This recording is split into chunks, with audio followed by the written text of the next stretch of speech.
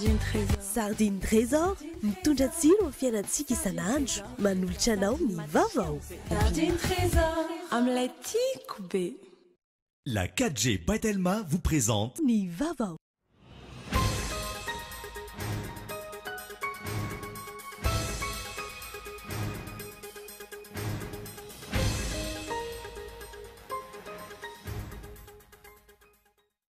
Kajikajy politika sy fikasana États-Unis seza no ataon'ny mpitondra ankehitriny amin'ny fikasana fahefana mpanantanteraka anovana ny lalam-panorenana hoy ny solombavamboaka tsy miankina voafidy avy any Taolaniaro. Yakatra fitsarana amin'ny zoma 20 septembre ho avy izao ny raharaha mampifanolana ny mpiasan'ny Air Madagascar sy ny mpitantana mahakasika ny cotisation hitsinjovana ny retiretin'izy ireo. Tsy nalohan'ny mpitantana ny orinasa Air Madagascar izy io nanomboky ny taona 2024 hatramin'ny taona 2024.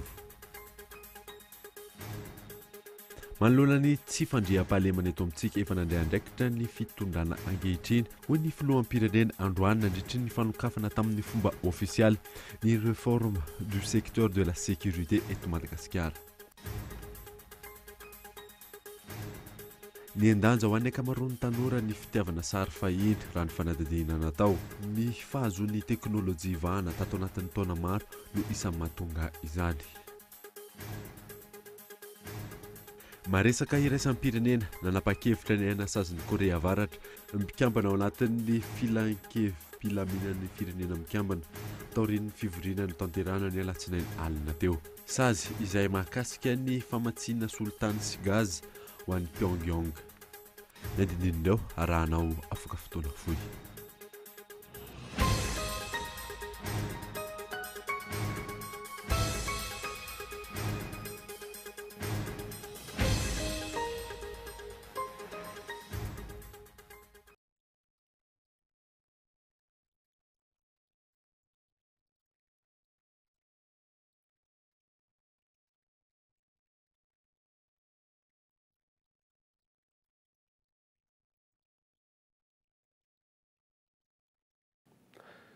Finaritra tompoko lasy tompoko vavy manasanao ary anaraka ny fampalalam-baovao Kolo TV hatramin'ny farany anombotsika ny vaovao dia maneho ny heviny momba ny fikasan'ny fahefana mpanantanteraka anovany lalam-panorenana ny solombavamboaka tsy miankina voafidy tany Taolaniaro aminy dia kajikajy politika hitazonana seza no antony izany fanandiny andro rarson.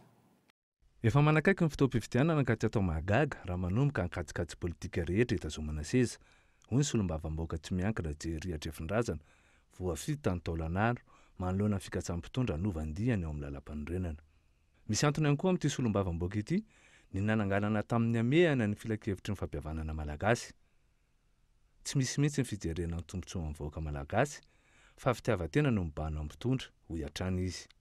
Ataoko fampirofo zao tamin'ny fametrahana ny lalàna mahakasika ny fampihavanam-pirenena ary fiazakazahana tamin'ny fametrahana ny rafitra ty fa efa nirona sahady tany amin'izay ho fanovana ny lalam-panorenana zay. Za manokana moa dia mahita fa tsy hitako ny tsy mazava ao anatin'ny lalam-panorenana amin'ny resaka fifidianana ary tsy hitako koa ny tokony mbola ikitihana ny lalam-panorenana io ary zay aloha mety Madagasikara. Isaky ny ataoko hoe ny solom-pitondra antsika eto dia ny fanovana ny lalam-panorenana foana no tsy maintsy resahana rehefa manakaikikaiky ny fifidianana. Ataoko hoe mampalahelo ao anatin'ny fifijerena mihitsy ny fiainam-bahoaka satria io fikitihana ny lalam-panorenana io isaky ny miova ny fitondrana no mahatonga antsika tsy mandroso mihitsy ary mahatonga vahoaka malagasy hahantra hatrany satria lasa fijerena ny tombotsoany izay mipetraka eo amin'ny toerana io no ataoko hoe zava-dehibe. Tokony hatsapa ny fitondrana fa tsy fahombiazana no betsaka nandritra izay fotoana ny asan'izay. Mpisolo-toerana ihany koa ny filoham-pirenena ankehitriny fa tsy tena kandida vonona tamin'ny fifidianana farany teo ho hiatrany ity solombavambahoaka voafidy tany Taolaniaro ity ka tokony hatsapa tena hijanona ka tsy rotsaka intsony. Tsy mbola tonga amina fotoana tsika ka hahafahan'ny mpitondra anankiray miteny hoe dimy taona zay ny fimpitoana omena nandeha ve ny raharaham-pirenena nandroso ve ny fiainam-bahoaka ka voatery tsy maintsy manapa-kevitra ny hijanona amin'ity anankiray ity azadiny fa ny filoham-pirenena izay miasa amin'izao fotoana izao dia izay filoham-pirenena ny solotoerana ihany. Amiko izany raha nisy ny fahendrena tao anatin'izay dia ny tokony fanapahan-kevitra dia ny fijanonana amin'izay fimpitona iasana anankiray izay ihany no tokony ho nataony ary tsisy antony. Tokony mieritreretana n'izany anovana lalam-panorenana izany mihitsy raha mitsika miteny izao fa tsy ny lalam-panorenana nge ny olana fa ny fitondrana izay misy no zatra tsy manaraka ny lalam-panorenana. Tsy ny fanaovana lalam-panorenana no olana fa ny tsy fanajam-pitondrana lalam-panorenana ka niteraka izao kolikoly fantraham-voaka lalina sy tsy fisiany tan-tandalana izao. Manontany ny toy n'ilay pacte de responsabilité natolotry ny fitsarana avy momba ny lalam-panorenana taorian'ireny fangatahana fampiatoana amin'ny filoha nataon'ny solombavam-bahoaka ireny ihany koa ny solombavam-bahoaka atrefin-drazana jery. Hitantsika fa lasa resabe amin'izao le resaka fanovana lalam-panorenana izay fikasana ho ataon'ny mpitondra eto amin'ny sampana fampalalam-baovao vahintsika androany i André Larson izay mikirakira ny tontolon'ny politika ato amin'ny Kolo TV. Aminao ahoana ny fijerinao an'ireny zavatra miseho amin'izao reny? Ekena tokoa fa dia hoe natao resabe tokoa ary lasa resabe. Natao iaho fananina natao resabe. Natomboka tamin'ny farany herinandro teo mikasika an'izay fanovana na fanitsinana lalam-panorenana izay. Andahoana ho jerentsika Davida hoe ahoana aloha ny voalazany lalam-panorenana ny Repoblika faefatra amin'izay fanitsiny izay. Ny andininy faraka 20 tao amin'ny lalam-panorenantsika io dia milaza fa azo ovana ny andiny sasatsatsany ao anatin'ny lalam-panorenana raha misy antony lehibe. Io antony lehibe io zany dia mbola hoe petraka aloha inona le antony lehibe. Tsy mazava eo anatin'ny lalàna tsy nitenenina tokoa zany hoe inona le antony lehibe. Kanefa kosa ny haute cour constitutionnelle na fitsarana avy momba lalam-panorenana no milaza rehefa hoe zay tokoa le antony lehibe. Ny lalam-panorenantsika ihany tsy milaza amin'ny andininy faharoa amby 20 fa hoe ny roapatelo na teny mera rotonta mpikambana amin'ny teny mera rotonta na teny mera pirenena na teny meran-doolona dia afaka mangataka fanovana ihany koa raha hitandreo zany le hoe zava-dehibe hanovana an'izay. Ny roapatelo tsy maintsy mifidy an'io ireo anteny mera rotonta ireo tsy maintsy mandalo fitsapakevim-bahoaka kosa nefa zany hoe référendum. Lazaina lalam-panorenantsika ihany koa fa afaka manao izany koa ny filoham-pirenena fa saingy tsy maintsy mandalo lalam-panorenana ihany koa rehefa hitan'ny ACC zany fa dia hoe mitombona tokoa ilay antony lehibe anaovana an'ilay fanitsinana fanovana ny lalam-panorenana. Antony vetivety fa ny andininy fahatelo amby 20 ao anatin'ny lalam-panorenana kosa dia manambara mazava fa tsy azo ovaina ao anatin'ny lalam-panorenana io ny mahatany républicain Madagasikara, ny mahirain'ny nosy, ny foto-kevitry ny fisaraha-pahefana, eo ihany koa ny foto-kevitry ny fizakantena ny vondrom-boakaparitra hitsinjaram-pahefana ary indrindra ny faharetana sy ny isan'ny fiam-potoana iasan'ny filohan'ny repoblika dia eo ihany koa le manova mandritry ny fisian'ny hotakotaka na politika io na hotakotaka io misy ady eto amin'ny firenena dia tsy mahazo manova ovaina zany ny lalam-panorenana. Mizay fanovana lalam-panorenana zay zany hoe zava misy tokony antony lehibe amin'izao tsika miteny zao inona zao ny mety hoe le antony tokony hanovana an'io lalam-panorenana. Raha ny resaka alefa mitondra izy no mitondra an'io resaka eo voalohany mantsy nandritra n'ilay tany fihavan'ny natany Londres nataon'ny filoham-pirenena dia niresaka izy hoe efa mandeha ny resaka momba ny hanovana lalam-panorenana Madagasikara mikasika indrindra ny hoe fametram-pialana filoham-pirenena 90 andro mialohan'ny datim-pifidianana. Voalaza marina tokoa ao amin'ny andininy fahaenina amby 70 lalam-panorenana io Repoblika faefatra io fa dia hoe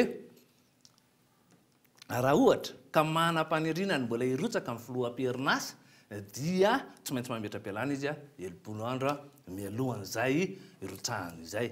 Mazava be ao amin'ny andininy fahaenina amby 70 io ny mikasika indrindra izy no misolo azy satria nalefa le resaka hoe mety misy ny fahambangana toerana mandritra an'izay fialana izay mety tsy lamina ihany koa ny fitoniana ara-politika. Mazava be voalaza ny hitantsika amin'ny sary io ny andininy fahaenina amby 70 izay fa raha mirotsaka amin'ny filoham-pirenena amperinasa dia ny filohan'ny anteny meran-doolona no misolo azy. Raha mirotsaka koa ny filohan'ny anteny meran-doolona dia ny mpikambana anivon'ny gouvernement manao an'ilay collégial no miara-mitondra misolo toerana zany ny filoham-pirenena. Fanontaniana mipetraka ary zao dia hoe tsy matokony filohan'ny anteny meran-doolona ve ny fitondrana zay dia fanontaniana mipetraka tokoa amin'ny mpanara-baovao sy ny mpandalina politika. Fa tsara ihany koa no afantarintsika ny mpijery antsika David ny hoe tantarana lalam-panorenana teto amintsika tonga amin'izao hoe lalam-panorenana ny Repoblika faefatra zao tamin'ny lalam-pandrenan'ny 7 aprily tamin'ny taona 7 ny lalam-pandrenan'ny repoblika voalohany tamin'izany dia ny filohan'ny repoblika Madagasikara voalohany dia fantatsika rehetra Fandriamatoa Philbert Tsirana. Lalam-pandrenana tamin'ny 1 Desembre 5 izy io no nanomboantsika niditra tao amin'ny atao hoe repoblika faharoa ka ny capitaine de frégate Didier Nias Ratsiraka no filohan'ny repoblika tamin'izany. Azo heverina ihany koa ve hoe lalam-pandrenana ihany ilay hoe convention fanarahana tamin'ny 30 Oktobra 1709 izay tena nalaza mihitsy hoe convention panorama satria tao amin'ny hôtel panorama nanaovana azy satria io no nahafahana niditra tao amin'ny repoblika fahatelo nisy an'ilay teteza mita dia tadiditsika tsara fa ny filohan'ny repoblika dia Andriamatoa amiral Didier Ratsiraka ihany saingy tsy nanana fahefana nasiana an'ilay hoe rafitra hoe ao amin'ilay fahefana avy firenena na ny haute autorité de l'État dia ny professeur Zafel Berana tao ary ny premier ministre ny gouvernement tamin'izany dia tatoditsika tsara fa Claude Julia Razanamasa. Nisy ihany koa lalam-pandrenana tamin'ny 9 Septembre 1709. Io dia nidirantsika tao amin'ilay hoe tena repoblika fahatelo tokoa tsika zany après an'ilay tao aoriana ny azafady indrindra ilay teteza mita izay tamin'izany ka ny professeur Albert Zafy no filoha voalohany repoblika fahatelo. Dia nisy ny lalam-pandrenana teto amintsika navaozina avy amin'ny alana lalàna dia ny lalàna laharana fa 20 tsipika aotraotra ray tamin'ny 9 aprily taona 1709. Dia io nidirantsika tamin'ilay repoblika fahatelo tapany faharoa ny amiral Didier Ratsiraka Niasy moa ny filohan'ny repoblika tamin'izay rehefa le niverina teto Tanindrazana indray izy.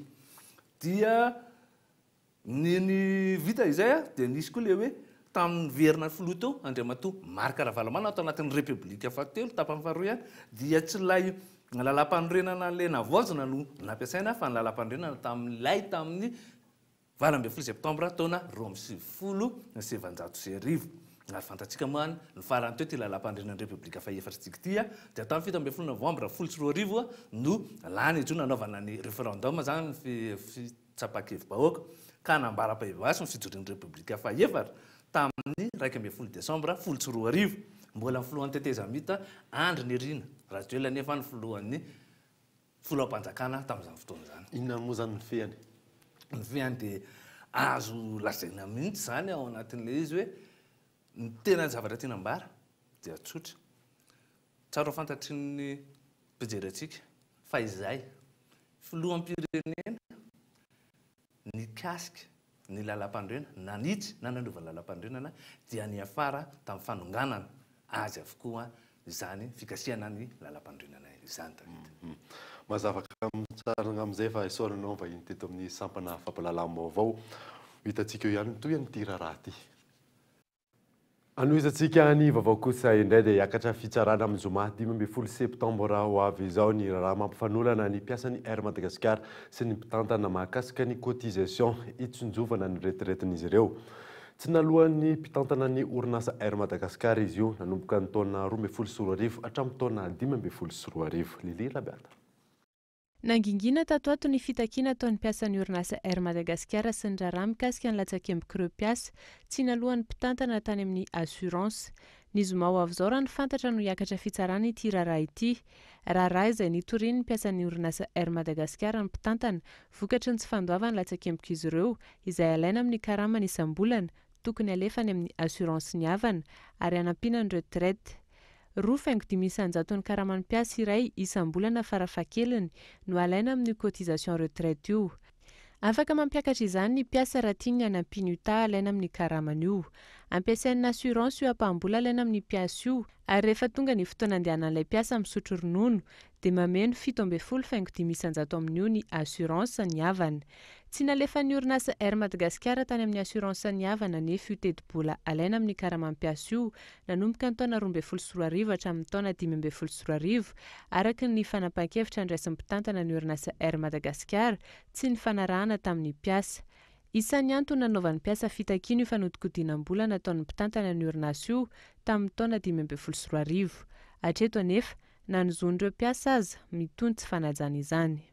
Noterena tsy nandoa io latsakemboka io intsony ny mpiasa nanomboka ny taona 2014 raha ny fanazavana izy ireo. Tsy io cotisation retraite io ihany no nisiny ny fanodikodiana-bola tao amin'ity orinasa ity raha ny fanazavan'ireo mpiasa saingy io aloha no nitoriana izy ireo ny mpitantana izay hiakatra fitsarana ny zoma ho avy izao. Andrasana ny hotonin-draharaha. Mandray fepetra manoloana ny fitantanana ny kompania Air Madagasikara ny mpiasa miala tsy ho mpikambana ao anatin'ny filan-kevim-pitantanana ny solotenan'ny mpiasa noho ny fanapa-kevitra raisina anarenana ny kompania io tsy isany ireo akana hevitra ny mpiasa fanadidiny lilira badatra. Hatramin'ny fotoana ny safidianana ny partenaire stratégique iara-miasa amin'ny kompania Air Madagasikara no tsy nanontaniana ny hevitry ny mpiasa tamin'ny alalan'ny solotenan'ny mpiasa eo anivon'ny filan-kevim-pitantanana.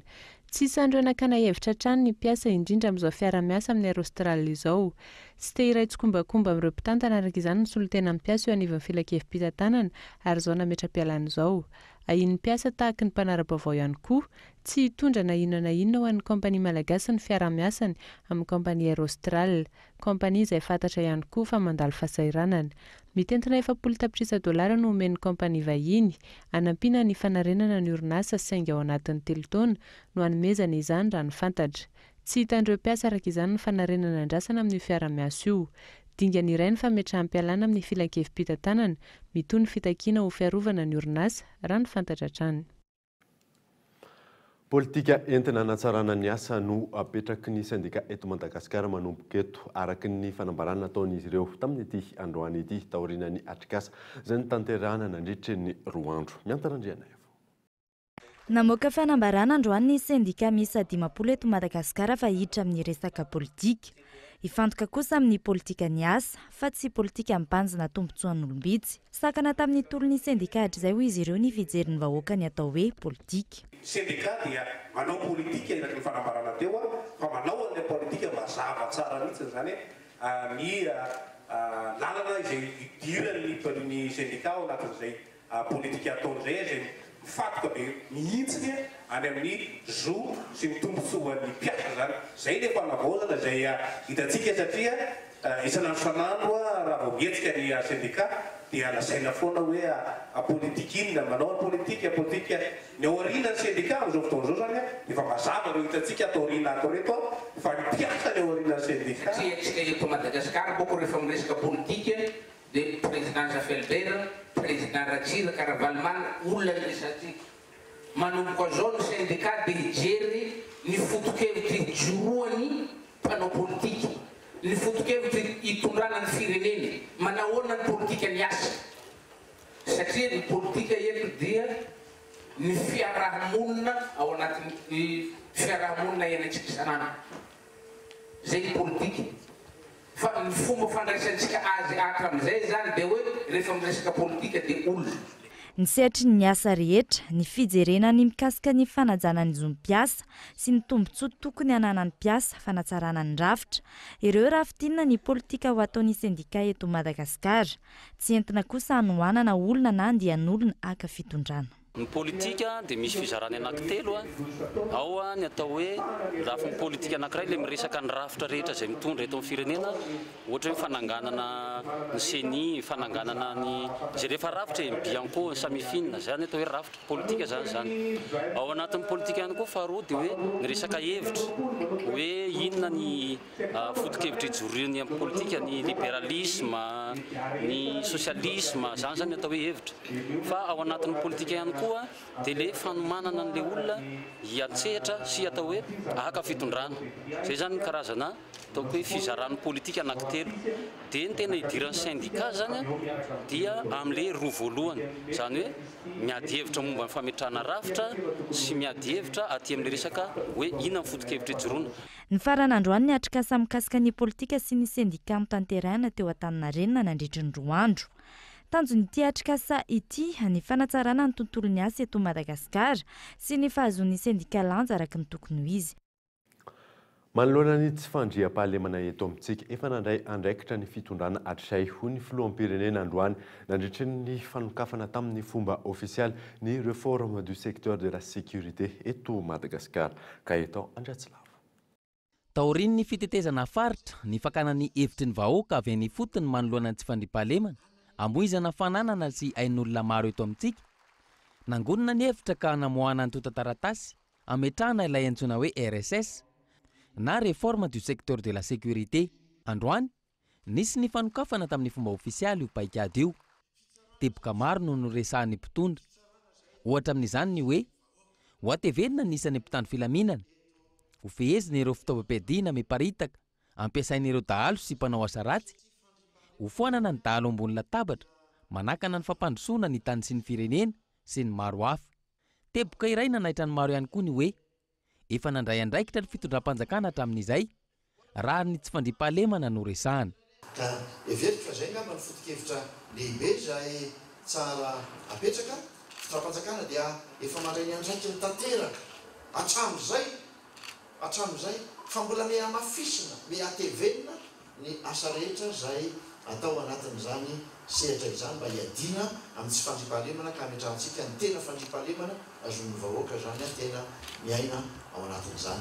Ka dia mampirisika ny sehatra rehetra, mampirisika n'ireo azo lazaina hoe mpiantsehatra rehetra, nefa indrindrindrindra dia mampirisika ny vahoaka malagasy tsirairay handray ny andraikina, aza ilika ny kafa ny fandraisanao ny andraikitra amin'ny fiarovana ny firenetsika sy ny tenanao sy ny fanananao miaraka mijery an'izany izy fitondram-panjakana andray andraikina arak'izay azo atao eo anasehan'izany. Raha izay ny fanazavana avy amin'ny filoham-pirenena, azo lazaina hoe mahomby ve ity fitondrana ity? Ny tsy fandriam-pahalemana izay miha mahazo vahana eto amintsika, ary isan'andro ny fandrenesana fitaraina na vokatra izany. Nandray andraikitra tokoa ve ny fitondram-panjakana hatr'izay ka nahatonga ny vahoaka hiaina amin'ny tahotra sy tebiteby, vokatry ny fanafihana amin'ny tabiadiana ataon'ny dahalo? Inona no antony mahatonga ny filoham-pirenena ilaza fa ny vahoaka ny tokony handray andraikitra ka hiaro ny fananany sy ny ainy? Anao inona ireo mpitany filaminana marobe eto an-drenivohitra izay tsy miasa raha tsy misy ny fidinana an-dalambe? Ankoatr'izay, inona no azon'ny mponina atao manoloana ny basy sy ireo fitaovam-piadiana mahery vaika ampiasan'ny dahalo? Hatreto aloha, mijanona ho resaka ambony latabatra fotsiny ihany ny fampanantenana, nomeny ny filoha ny vahoaka. Ankehitriny, miandry ny fampiarana sy ny fiovana teraky ity RSS ity ny vahoaka malagasy izay mangetaeta filaminana amin'izao fotoana izao. Samy miandry ny fampiarana ny drafitra fanarenana ny tsy fandriam-pahalemana ny rehetra amin'izao fotoana izao taoriana ny fanoloran'ny gouvernemanta izany tamin'ny filoham-pirenena tamin'ity androany ity. Tsy tokony hijanona resaka fotsiny izany raha ny fanazavana azo. Mikael Armarola. Tafiditra ao anatin'ireo andry amin'ny drafitra fanarenana ny tsy fandriam-pahalemana ny samifinina. Isany andraiketa ny ady amin'ny famotsim-bola sy ny ady amin'ny famatsiana ny asa fampiroroana izay mifandraika amin'ny lafin'ny toe-karena sy ny tsy fandriam-pahalemana. Asa goavana no miandry ny fitondram-panjakana amin'ny ady amin'ny tsy fandriam-pahalemana. Tsy tokony hijanona resabe fa arahan'asa ity paikady vaovao ity, hoy ny tale jeneraly ny samifinina. Tena mifandray dia mifandray tokoa ny mety ho fanakorontanana ara-bola sy na indrindra rehefa hoentina moa zany hamatsiana ny asa fampiroroana izy, ka mipetraka zany ny samifinina ho voalohany miara-miombonantoka amin'ny fametrahana sy ny fanamafisana ny paikady, fa manaraka an'izay ihany koa dia manatanteraka ny asa izay manandrify azy, ary izay moa zany dia izay ilay fiarah-miasa sy fiarah-mientana izay no ahitana fahombiazana, ka inoko fa ny famoahana paikady pirenena ohatran'izao zany dia ahomby rehefa arahana asa ilay izy, ary rehefa mandray ny andraikitra manandrify azy ny rafitra tsirairay.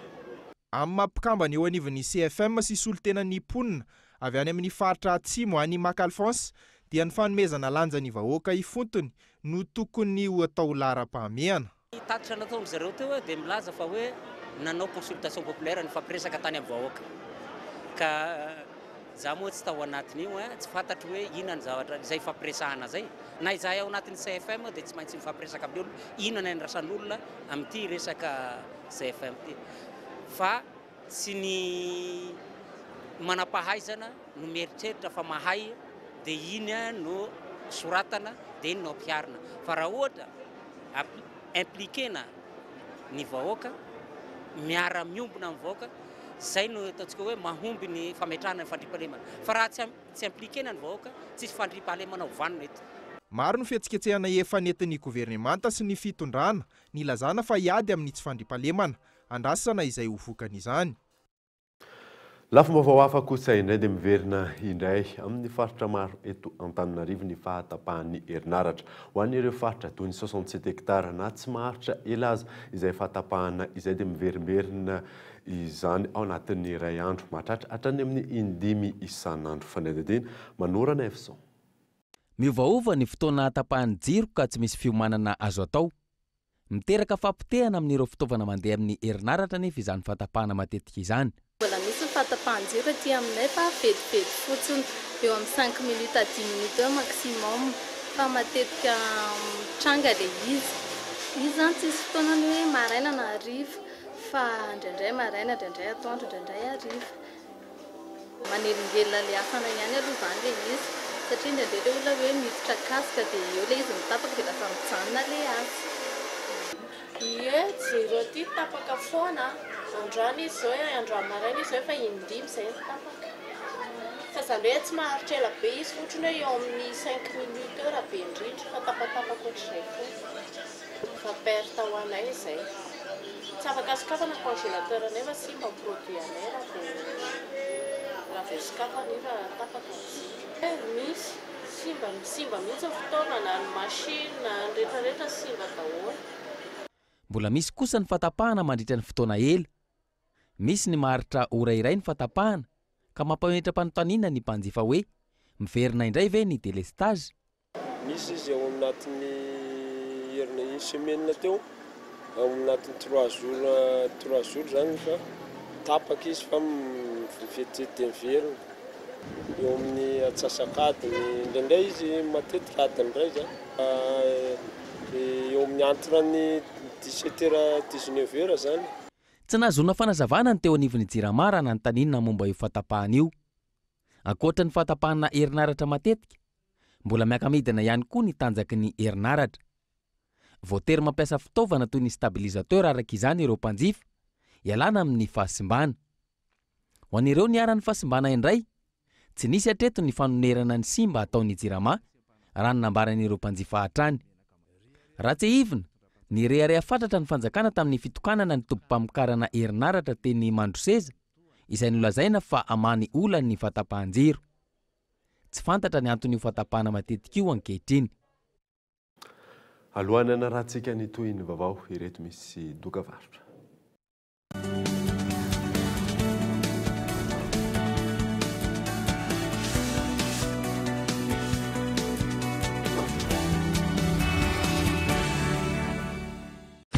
Chez Géant du Meuble, toutes les tendances déco sont réunies pour donner le temps à votre intérieur. Salon en tissu à partir de 2 500 000 $.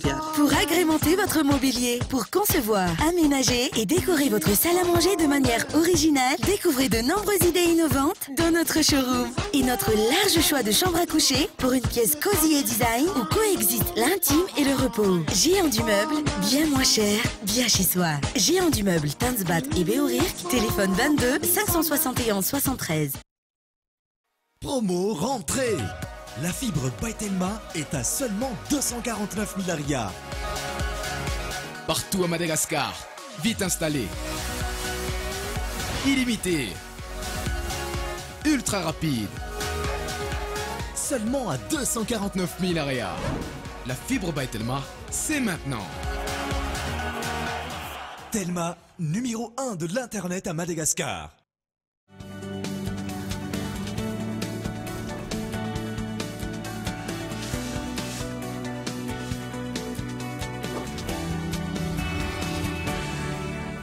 Stylo Flair. Stylo Flair manolotra anao quiz school. Flair, stylo pour tous. Shoprite ny mora indrindra hatrany manolotra anao quiz school. Manampy anao hatrany ny Cool TV sy ny Cool FM amin'ny fidiran'ny mpianatra ity. Ndao ilalao araka aminay fa bon d'achat 200 000 $. Maro no zaraina. Tsotra fotsiny, alefa samlarana 032 32 007 04 ny soratra hoe school. Miampy anaranao feno sy ny adresinao. Fisarihana lehibe no karakarain'ny Cool TV FM amin'ny zoma 2 Septembre Vaovao ka mandrasa anjara sao ianao le tsara vitany. Milamina tsara midiran'ny mpianatra miaraka amin'ny Cool TV sy Cool FM. Panoany Shoprite, Stylo Flair. Miverina eto amin'ny fampahalalam-baovao isika miandanja ho an'ny ankamaroan'ny tanora ny fitiavana sary fahiny raha ny fanatadiana natao. Ny fahazahoan'ny teknôlôjia vanina tato anatin'ny taona maro no isan'ny mahatonga izany sary fahiny anefa izay mitondra tantara maro fanadinina antarandrianay. Musée de la photographie de Madagascar, ahitana ireo sary fahiny, olona, toerana sy ny maro hafa. Hatreto tsy mbola mahasarika tanora maro anefa ity sehatra iray ity. eo ny fivoaran'ny teknôlôjia, eo ihany koa ny tsy fahafantarana izany amin'ny ankapobeny.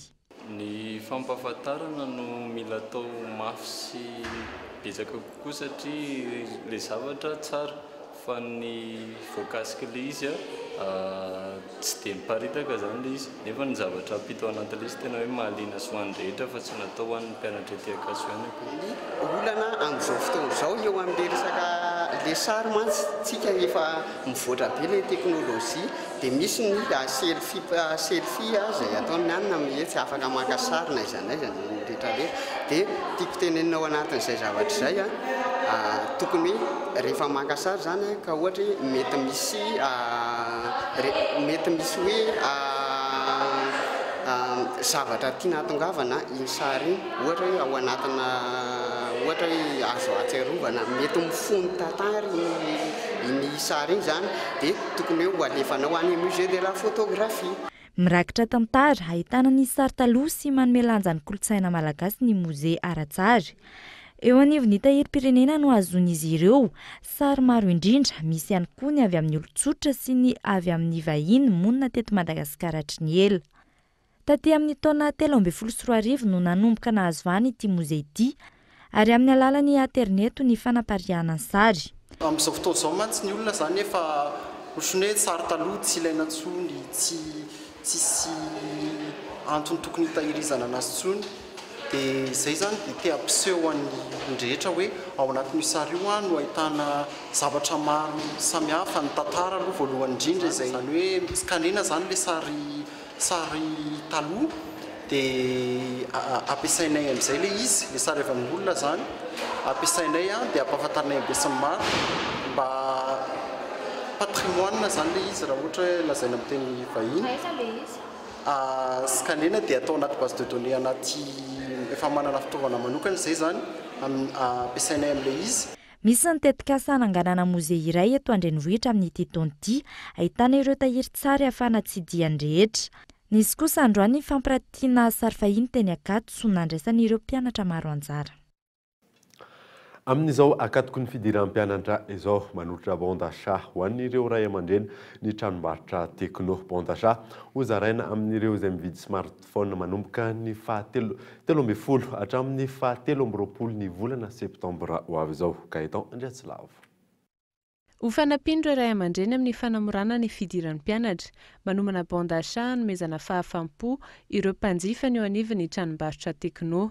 Manomboka rampitso fahatelo amby folo hatramin'ny fahatelo amby roapolo ny volana septembre. Ary eo keto moa zany fa ny smartphone atao aminay dia misy karazany eo amin'ny roapolo eo manomboka hatrany amin'ny 200 000 ariary ny vidiny hatrany amin'ny 1 500 000 ariary. Zany hoe ho arakarak'izay vola entin'le mpanjifa eo zany. Dia rehefa mividy an'ilay smartphone ireo ny mpanjifa dia mahazo an'ity bondachat ity. Maro aketo moa zany fa ty bondachat ity dia 30 000 ariary ny valeur an'ilay carte rayado zany 30 000 ariary na 3 alina ariary zany izay ahafahanao mividy kit scolaire ao amin'ny tranombarotra Shoprite. Zany hoe ny Shoprite manerana ny Antananarivo eny fa hatrany amin'ny province ary dia mahazo hividiananao zany izay kit scolaire zay ao anatin'le izy. Raha ohatra moa ka efa somary betsabetsaka ny kit scolaire azonao ao anatin'le izy dia afaka hividiananao sakafo ihany koa ty afaka hividiananao ataontsika hoe produit amina savony na zavatra ohatr'izany. Zany hoe izay tianao vidianao anatin'ny Shoprite zany dia azonao vidianao daholo. Ankoatr'izay dia mbola maro ny tolotra vaovao atolotry ny tekno an'ny mpanjifa amin'izao akatoka ny fidiran'ny mpianatra izao. Ohatra amin'izany arisa mampiavaka azy ireo ny Spark, antsoina hoe Spark Plus. Ny avantagen'izy ity moa zany dia efa izay foana ny teneninay eo moa zany eo amin'ny resaka ny qualitény. Zany hoe ny tekno tsara imazina selfie indrindra amin'ny smartphone ary afaka mifaninana mihitsy zay raha ohatra ka tsy afa-pona ro mpanjifa dia hoety makaty aminay hoe ratsy ny qualitény imazina ohatr'izany. Eo ihany koa ny eo amin'ny resaka ataontsika hoe karazana zany maro isan-karazana ny telefony eto aminay hitanareo amin'izao misy ny L8 misy ny L9 misy ny CX R misy ihany koa ny CX Manchester City. Io moa zany dia telefone ao anatin'ny ferana miasa amina club anankiray any Europa ao anatin'izao Champions League zao zany zavatra rehetrarehetra zany zany mitolotra aminay. Manoloatra mpisandoka na pakataga nanamafy ny tompon'andraikitra fa ny elita ireriany no mamatsy ny marika tekno eto Madagasikara. Ankoatr'izay dia nanambara ihany koa ny tompon'andraikitra teo anivon'ny tekno fa miisa 7 ireo mpianatra nahazo mention très bien tamin'ny bac, omena fanomezana sy fanampiana araka ny efa nampanantinaina.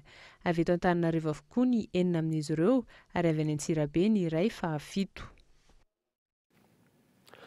Rono maty ary iray naratra vokatry ny lozam-pifamoivoizana ny tranga alina tetsy amin'ny larokady teo amin'ny rotodiga akaiky ny sampanana Ambotrimanjaka. Isan'ny sosokevitra ny mponina manodidina ny tokony ametrahana casseur de vitesse amin'iny lalana iny. Mikael Armalola.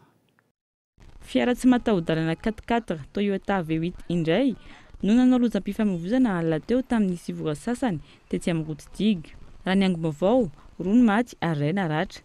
Sy batateraka ilay fiara vokatry ity loza ity ary nanimba ny sisiny diga ihany koa nandritra ny loza. Raha ny fanazavana mponina manodidina sorana anatrimaso noho ny tsy fahafantaran'ny mpamily ny fiafaran'ny lalana tamin'ny fanganam-pandeha aingana avy any amin'ny larokady ivoaka itsy amin'ny diga no nahatonga ny loza. Tokony hisy ihany koa ny fametrahana casseur de vitesse raha ny nambaran'izy ireo hatrany. Tampolo avany io nandeha mafy be fahalalana dia tonga dia nidofotra teo mipoka be teo le dala. Teo ny tampolo teo. Firy ny olona tao anatiny? Telo. Telo. Dia nanao ahoana zareo? Misy ihany narataka. Ny anona teto fa raha ny tena izy zany dia tokony misy casseur de vitesse mihitsy ny ty lalany ty. Satria nahoana? Satria mandeha mahazavany zareo dia tsy tavajanona tsony dia zao nefa ny teto zao le nisan'le farany teo. Zay aloha fahazahoako azy. Mety eo amin'ny faninefany io fahitako an'io aloha. Fa tsy mahita an'le tena fidomany teo amin'ny anina teo. Fa eo amin'ny faninefany io zany nahitako azy. Tavitra be le mahavalava azy. Dia ohatrany mandeha mafy izy avany dia tonga dia tena midono amin'io matetika. Zay. Vatsahivina, vao tamin'ny 24 volana aogositra no nitrangana loza ihany koa teto amin'ity toerana ity ary nahafatesana olona roa ihany koa. Efa nisy ny fampahafantarana ny tompon'andraikitra ny amin'ny tokony andraisana fepetra ny amin'ny fandrindrana fifamoivoizana eto amin'ity lalana ity ny mba hialana amin'ny loza tahaka izao saingy tsy nisy valiny hatreto ary izao nitrangana loza izao indray. Vaovao ara-panatanjahantena dia ny lafiny ara-pitaovana no isan'ny olana hatrehan'ireo olona manana fahasemanana te andray anjara amin'ny tontolon'ny fifaninanana ara-panatanjahantena. Manorana efsa. Anomboka ny 14 ny volana Septembre izao, ny championnat national natokana ho an'ireo olona manana fahasembanana. Isan'ny olana hatrehan'izy ireo anefa ny lafiny ara-pitaovana. Mavita sy lasa lavitra toy ireo atleta manana fahasembanana ny ivelany ihany koa ny atleta malagasy. Raha tomombana izay lafiny ara-pitaovana izay, hoy ny filohan'ny Madagascar Paralympic Committee. Raha vao misy ny fivoahana national zay tantarahantsika eto makany La Réunion makany Afrika dia anisan'ny sangany mitondra médaille maro ny atleta ato amin'ny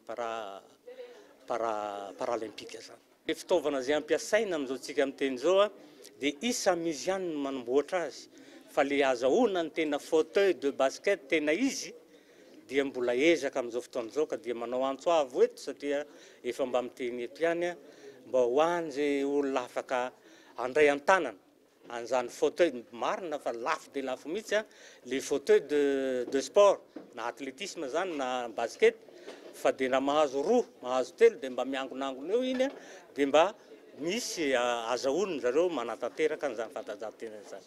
Mahalana vao misy ny fanampiana avy any amin'ny ministera tompon'andraikitra ka tsy maintsy mianto-tena na miandry ny tolo-tanana avy amin'ireo malala-tanana ireo atleta manana fahasembanana vao afaka mandray anjara amin'ny fifaninanana ara-panatanjahantena. Anomboka ny 14 ny volana Septembre izao ary farana ny 17 ny volana Septembre izao eto Antananarivo ny championnat national ho an'ireo olona manana fahasembanana. Iavaka ity seho indray mitoraka ity no ny fampisehoana ho ataon'ireo manana fahasembanana ara-tsaina avy eto Antananarivo eny amin'ny gymnase couvert ny Mahamasina mandritra io fifaninanana ara-panatanjahantena ataon'ny olona manana fahasembanana io.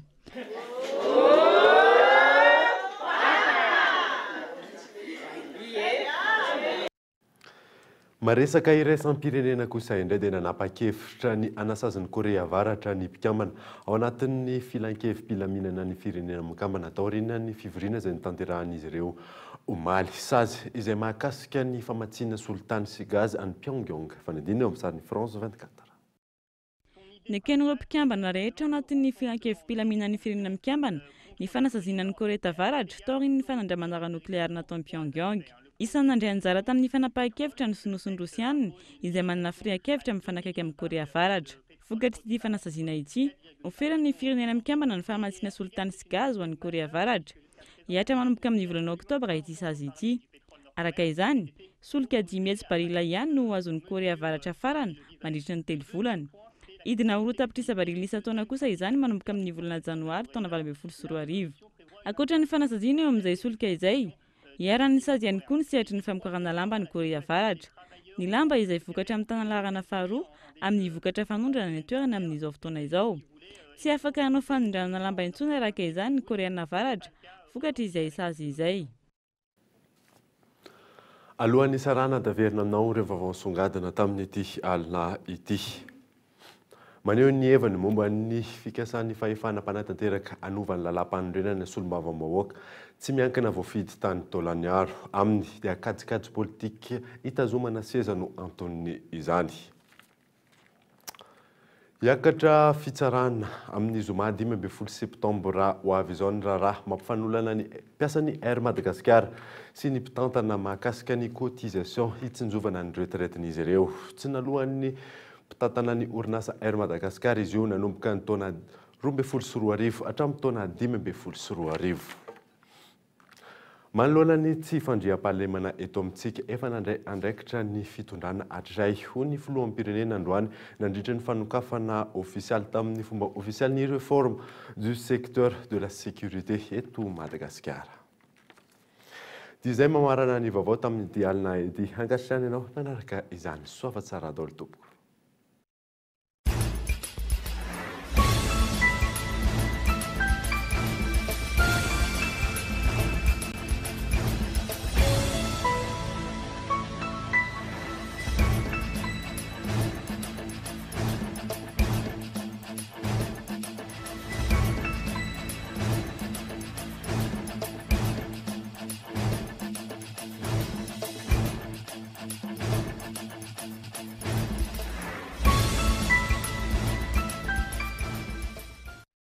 La 4G by Telma vous a présenté Ni Vaovao.